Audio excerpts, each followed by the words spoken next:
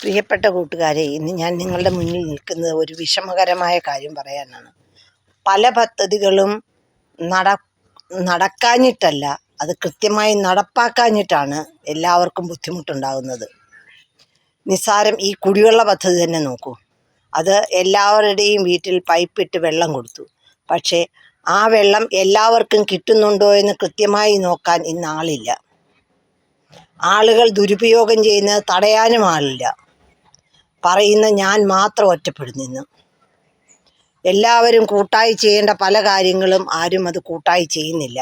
അയലത്തുകാരൻ വെള്ളം കുടിക്കുന്നുണ്ടോ എന്ന് എന്ന് അറിയണ്ടെന്നാണ് തൊട്ടടുത്തുള്ളവർ പോലും പറയുന്നത്. ഇന്ന് അത്രയും അധപ്പതിച്ച സമൂഹമാണ്. എന്തു ചെയ്യാം?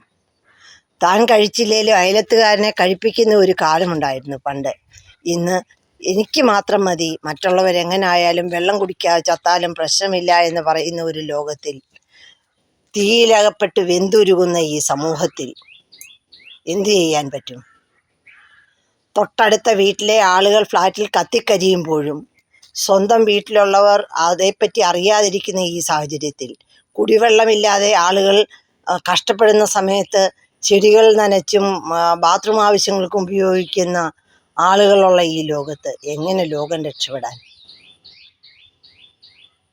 തന്നാൽ കരയേറേണ്ടവരെത്ര പേരോ താഴത്ത് പാഴ്ചകളിൽ അമർന്നിരിക്കെ താനൊറ്റയിൽ ബ്രഹ്മപദം കൊതിക്കും തപോനിധിക്കെന്തൊരു ചാരിതാർത്ഥ്യമെന്ന കാര്യം ഇപ്പോഴാണ് അന്വർത്ഥമാകുന്നത്. Thank you everyone.